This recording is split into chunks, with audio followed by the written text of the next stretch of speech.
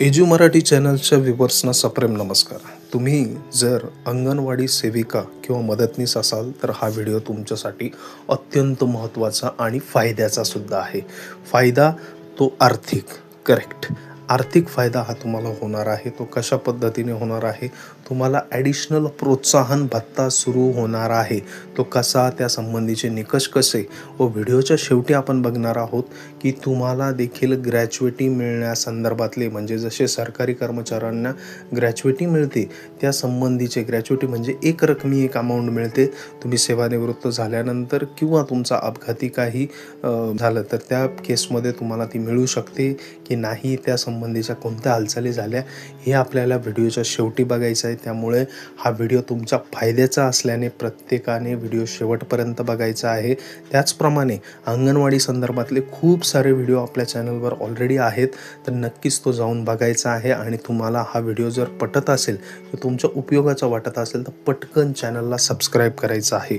तुम्ही जर यूट्यूब शॉर्ट्सवर हा व्हिडिओ बघत असाल तर खाली दिलेल्या लिंकला क्लिक करून व्हिडिओ संपूर्ण बघायचा आहे। बघा, एकात्मिक बालविकास सेवा योजनेची प्रभावी अंमलबजावणी करून बालकांमधील कुपोषणाचे प्रमाण कमी करणे, पूर्वशालेय शिक्षणाचा दर्जा सुधारणे यासाठी विविध निकषांवर अंगणवाडीचे गुणात्मक मूल्यमापन यावेळेस होणार असून अंगणवाडी केंद्रांना गुणांकानुसार प्रोत्साहन भत्ता देणार असल्याची माहिती महिला व बालविकास मंत्री आदिती तटकरे यांनी दिली।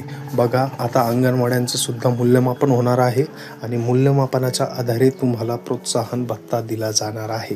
तो किती आहे, तो कोणत्या निकषाच्या आधारे दिला जाणार आहे, यासाठी हा व्हिडिओ नक्की बघा। हा व्हिडिओ तुमच्या आर्थिक फायद्याचा असल्याने, त्याचप्रमाणे ग्रॅच्युइटी मिळणार की नाही हे सुद्धा आपण व्हिडिओच्या शेवटी बघणार आहोत। त्यामुळे सगळ्यांनी व्हिडिओ संपूर्ण बघायचा।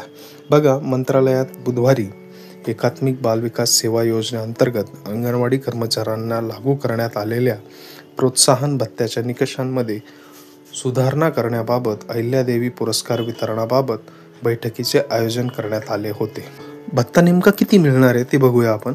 अंगणवाडी सेविका व मदतनीस यांनी एकत्रित केलेल्या कामाच्या निकषानुसार अंगणवाडी केंद्रांना प्रोत्साहन भत्ता दिला जाणार आहे।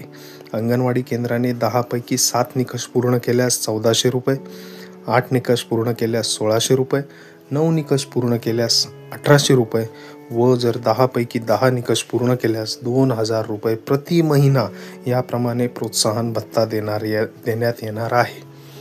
आता हा जर प्रोत्साहन भत्ता देण्यात येणार आहे तर या संबंधीचे निकष कोणते किंवा कोणत्या गोष्टींच्या आधारे हा प्रोत्साहन भत्ता दिला जाणार आहे हे आता आपल्याला बघायचं आहे।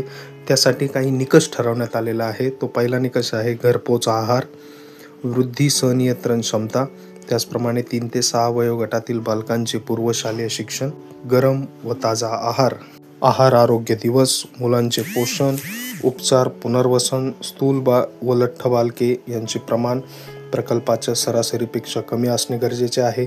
खुजी बालके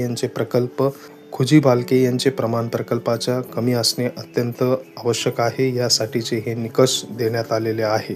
ग्रॅच्युइटी संदर्भातला एक निर्णय आपल्याला बघायचा आहे। तर ग्रॅच्युइटी म्हणजेच एक रकमी ही जी रक्कम आहे ती अंगणवाडी सेविका व मदतनीस यांना सेवानिवृत्तीनंतर किंवा मृत्यू झाल्यास कुटुंबियांना ग्रॅच्युइटी म्हणजेच एक रकमी आर्थिक सहाय्य देण्यासंदर्भातला प्रस्ताव सादर करण्याचे निर्देश तटकरे यांनी या बैठकीत दिले। म्हणजे नक्कीच आता या संबंधीचा प्रस्ताव तुमचा सादर होईल आणि ह्या प्रस्तावाला जर आर्थिक विभागाने मंजुरी दिली तर नक्कीच तुमच्यासाठी एक फायद्याची बातमी असणार आहे ती ग्रॅच्युइटी संदर्भातली।